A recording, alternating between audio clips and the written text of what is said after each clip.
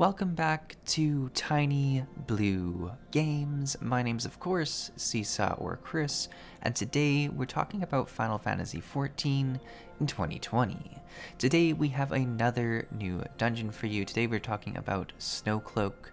This is a required dungeon for the main scenario quests from the A Realm Reborn to the first expansion, and more than anything, it's one of the most beautiful dungeons I've ever been in any game, but it certainly is up there for one of my favorite Final Fantasy XIV dungeons that I've explored so far. And I know I've said that a few times over these videos as I get into a new dungeon, but this is just something else. I mean, to begin with, I'm a huge fan of ice and that kind of aesthetic. But then to have such a calming sense, like the crystal, the openness, and then even the music you have in here is just so peaceful. Like I love just exploring this dungeon. It's got a lot of familiar enemies, but also a mix in of some very new dangerous enemies and mechanics that we haven't seen as well. So there's a lot going on, which is really nice. It's also a little bit more challenging than some of the other dungeons. I've noticed this in the last few main scenario quest dungeons I've done, is that clearly we're getting to a point where, as a healer, you just always have to be paying attention a little bit. Like the trash mobs can take you down and stuff like that if you're not watching, or if the tank tends to pull a little bit more than you're expecting. You should just always be ready. And I mean, that's probably not a bad way to be as a healer in general, but sometimes you go get asleep at the wheel and things go a little bit crazy. But yeah, it's been really enjoyable. I've been having a lot of fun exploring some of these dungeons, and I think this is one of the highlights for sure on my way to the first expansion. One thing I have noticed is that I've been I think I'm level either 53 or maybe I've just hit 54. I'm trying to remember what level I was exactly. I find it still very confusing. Like, obviously I get that you're scaled down to 50, but I think it would be really nice if you could still see your actual level, because I mean, maybe people aren't as bad at remembering as I am. I mean, given that I'm also doing the recording a few days after I did the dungeon, so it's probably on me. But even in actually in some of these dungeons, I'm like, what level am I almost? Because the XP bar is correct. So I'll know if I'm about the level, or I'll know if I do level. I'll just be like, wait a second, what level was I? But yeah, my main point was that I'm almost 53 or almost 54 maybe, and I know that there are some skills, like looking at my job skills that I have, that I should be able to get, but I haven't seen a job quest for them yet.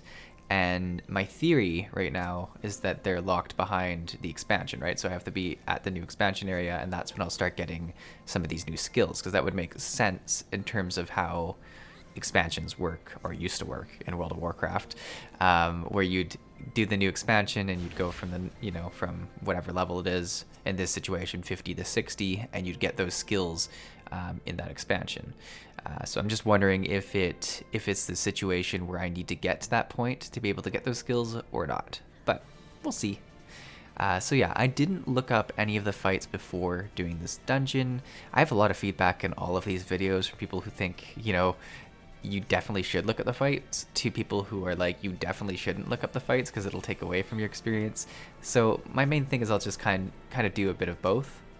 But what I did notice is from the trash that these little frost bombs blow up. And I mean, even now reading the name, I probably should have realized that too. So the big thing here was like, hey, I'll just try and stay away from anything that's going to blow up in my face, do some DPS, and heal up our lovely tank.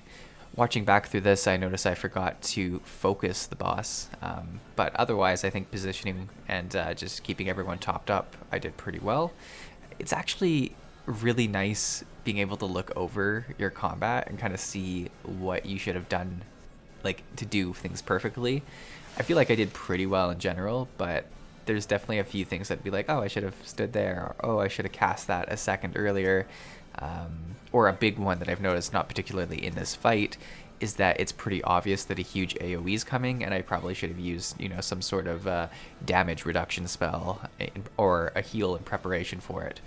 But yeah, So here you can see that the fighting area shrinks down, and that's pretty scary because you have these two bombs that spawn in. So I think things would have gotten fairly dangerous if we didn't kill the boss right when we did, but luckily we did do that. So we're all doing well, getting some stuff. A hero's ring of healing, which I actually think I had a better ring, so we're gonna just greed on it. I'm not entirely sure. I'm trying to go through my thought pattern of like what I did when I was running this video, and sometimes it's very confusing. But yeah, and that's kind of how I operate, is that I record obviously whenever, like I record the video whenever I'm able to do the dungeon in game, because I'm not going to stop my progression of the game waiting to do a recording. But the actual voice recording could come a little bit afterwards, because typically I like to do it a few days before the video is going to release, just so I can see comments from the last video, see if there's anything I want to touch in on, or any real world events or something that, could be interesting to talk about, or that I do need to talk about.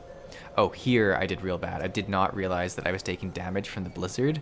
I was like, oh crap, I'm like half health, and then I later figured out, oh, it's these like windy patches that do a lot of ice damage to you, which really opened my eyes to the fact that there's going to be some more environmental damage in this dungeon, and it wasn't something that, like, we haven't seen a bunch of environmental damage for a while. It used to be a big thing way back at like level 20 or something. You'd go through a few of those dungeons and there'd be poison on the ground and stuff like that you had to avoid. So this was a really nice one, and it once again adds to the whole aesthetic of the dungeon being like this big wasteland of cold and windiness. Like you kind of get chilly just going through here. But yeah, so I was definitely really enjoying every part of this, like particularly the in-between boss fights, this calming music that you hear in the background. And I think this is one of the few dungeons that I've actually put the music in the background to go along with it. I did turn down some of my skill effects because I find them quite helpful in game, just to see if there's a skill that you can't use yet or something like that, or if you're switching targets or something like that. So I do leave those on, but I'd be very interested from you guys. Do you prefer having the actual music from the specific piece of content we're doing? Obviously, if it's one that I have to cut a fair bit, or if it's one that I don't find the music as interesting or something like that, I won't always put the music in. But in these situations when it's calmer and I can talk over the music, do you find it interesting? I guess that's another one in this game, is that there's sometimes the music's quite intense, and I feel like my voice over top of it would have got lost in it. So I think that this particular dungeon works really well for me to talk over. But yeah, do you prefer this, or do you prefer kind of just our regular background music? Like I say, when I have to cut something a fair bit, like if there's a bunch of a dead time in it, it doesn't work as well with the in-game music, because all of a sudden you'll hear like a very jumpy shift in the music, and it's not quite as nice. But if I'm able to do a full recording with all of the content intact, it does feel quite put together. So here I did remember to focus the Yeti. This is, I think, a fairly challenging fight for us. There's a lot of ads that do come in, and I would definitely say that there's obviously one ad that you're kind of supposed to focus, the Frostbound guys there, that'll go after people and do some pretty nasty damage, whereas there's these little springings that just kind of keep coming in, and you're more supposed to ignore them. And yeah, so I think it's the tank here who marks who we should be going after, and I was like, okay, that makes sense. So really, as the healer, obviously keeping everyone up, and then DPSing both the boss and that specific ad that comes in. Now here I was looking for somewhere to hide away, didn't see it, didn't quite get my damage shield down, but I made sure everyone was topped up and got ready to do some AoE heals, or at least some burst heals with my sort of single target quick skill there, which went pretty well. But yeah, I'm trying to remember if I do a good job with the next AoE and prepare for it, but we'll watch together and be surprised. So you see here, this guy got frozen by the breath, and I'm trying to, I think, clear his condition, but I'm pretty sure I'm not able to do that. Maybe I did do it in the end. or maybe he just timed out. But I was watching him to make sure he didn't get attacked by any of the ads, because I assume that would be kind of the most dangerous thing, is that you get frozen and then just tackled by a bunch of ads. Like, I could definitely see it happening, and there's not much you could do as the player. You'd be like, oh crap, help guys. Yeah. But yeah, it gets pretty hectic here with all the different spawns. Like, the Yeti itself takes quite a long time to kill down. Like, obviously he has a pretty large health pool, but just having to switch targets all the time doesn't help. You'll also notice that I still haven't been using my AoE skill yet. Oh yeah, so here I'm going to use the damage shield, which is good. The guy almost ran out of it. And I'm actually not sure that the AoE went off or not, but I did put down the damage shield. I did, react on it more. So that's a pretty big win in my mind. But yeah, sorry, as to the AoE attack, it's something I've been playing with a lot more in future videos. So not this video and not the video after this, but a lot of future videos I have been playing around with it. It's been pretty good. Specifically for trash leading up to to bosses. If the tank gets a big pack and I'm comfortable that he's going to survive for a little bit, I'll spam a few of my AoE attacks on them, and they actually do, like, it does a fair bit of damage, which I was surprised about too. So I've been exploring my skills more, which has been good. And a few people have also mentioned that I should have more than just the 2 ability bars. Yes, I whip out not even 3, but 4 of them do come out in the future here. So get ready for that. But we're not quite there. I don't want to give away too much about the future, but that is coming. One thing I will give away is that I do plan to have a video come out tomorrow as well. So this should be the Saturday upload. And there should be a trial that comes out tomorrow as well. I know a lot of you had said, hey, I don't mind having them put together, and I think that's really good if it's like 2 5-minute trials. That makes a lot of sense. This dungeon itself was running at about 20 minutes, and then the trial was closer to 10 minutes, and I was like, 30 minutes is a bit of a longer video. Specifically asking someone to sit through 20 minutes of a dungeon run and then 10 minutes of a trial, I watch YouTube myself, and I'd probably check out early. So I think it's better to split it up that way. But yeah, when it is the 2 5-minute ones, specifically if it's just like a hard mode of a trial that I've already done or something like that, then yeah, it makes a lot of sense. But this is a new trial, and I think probably a lot of you can guess which trial it is, just based on the kind of time frame we're in. I'm actually not sure if I did the trial or the dungeon first. Because yeah, I was like, how did this happen? I'm pretty sure it was the dungeon first, then the trial, because that makes sense story-wise as well. I think, unless I'm mixing them up still. I'm pretty sure I'm right, but we'll see. The one thing I can count on is that people in the comments will always correct me, which I sound bitter about it, but it's actually one of the best things about this community, specifically the YouTube community that's kind of grown around this channel, is I learn so much from every video I post. Some people are obviously pretty snarky about it, but most comments, whenever someone's like, oh, you could actually do this, or oh, it's actually this, are super informative, super friendly. I mean, I've played this game for like many months now, but I'm obviously still very new, A, to the world of Final Fantasy, and B, to any of the content I'm running, right? Because pretty much everything I show on this channel is new content to me. It's very rare that I'll show a follow-up video where I'm doing the same piece of content again. And once that happens and I start making mistakes, yeah, that's fair. But until then, I think it's fair for me to make the odd mistake, and I feel like I do okay on the whole. So we're in this kind of cool room here that is sealed up, and a lot of enemies start spawning in from the tops and stuff like that. And it reminded me a lot, actually, of a dungeon I had at the start of this game, where I think it was the Copper Belt Mines, where you'd go into a room and a lot of these, specifically the little rabbit guys, would come in from the ceiling. And I think I had flashbacks to that because it is, once again, those little rabbit guys. The thing so this is the boss now, I believe, or at least a maybe it's not a boss. It's just sort of a bulkier ad, but we're seeing that there's these crystals come down from the ceiling. And when they do come down, they do some damage, and then afterwards there'll be a bit of an explosion in the area as well. You'll see them come down right here. So staying away from those is kind of a big thing to do. You don't want to get trapped in those. And I don't think I actually do. I know I do get into a little bit of trouble on the final fight here, but I don't think it's that ultimately kills me. So we'll get into that in a second. But yeah, it was kind of more of just a room encounter, I think. I don't know if it was like a specific boss that we were fighting or not. But yeah, you definitely get like the sense that you're in this really, really cool sort of passage of different ice caverns here. Like, I love that blue crystal glow.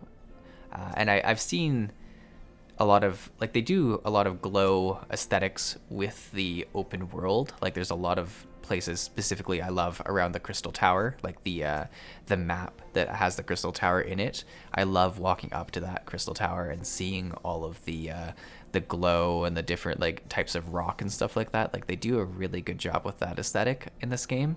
I think it's one of my I love shiny things. As a kid, I would often stare at shiny things, so this is really, really coming out to play in this game.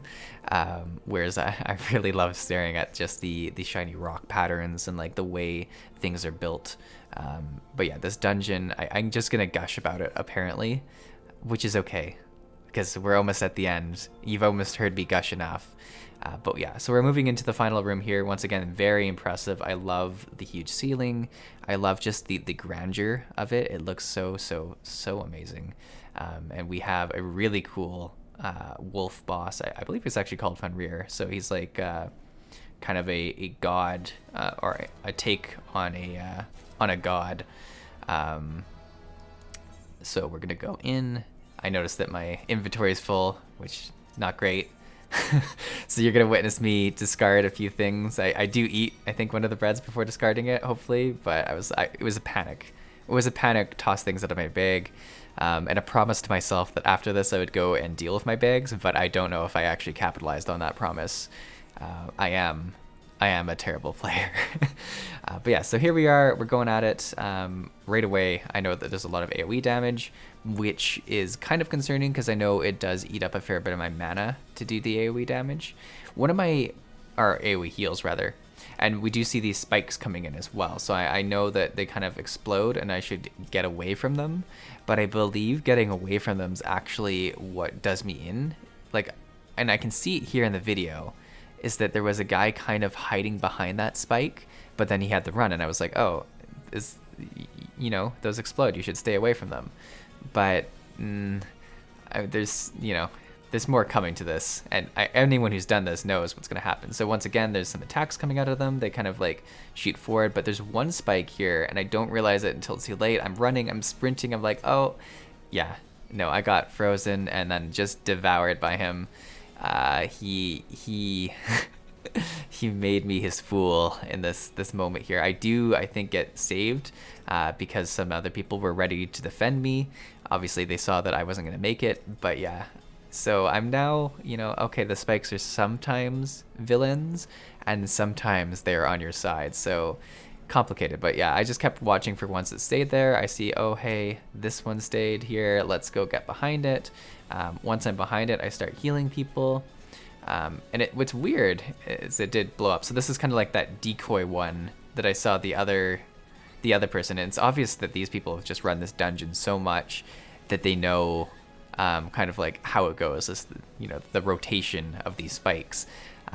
But yeah, this was a really great dungeon to not know going in, because it was forgiving enough that I didn't get into a lot of trouble, but it was also really easy to pick up on because, you kind of saw what the dungeon did. So this guy got caught up in it, unfortunately. So I tossed him a quick res, but the boss is almost dead anyways. I feel like we probably have it at this point, but just to be careful, just to be safe, you want to be safe. But yeah, guys, hopefully you enjoyed this video. I really did enjoy this dungeon. I had a lot of fun with it, and like I say, there should be another video coming out tomorrow, so if you are interested in watching that trial video, tune in tomorrow. I'd love to have you, but either way, have a wonderful weekend, and I will see you in the next video.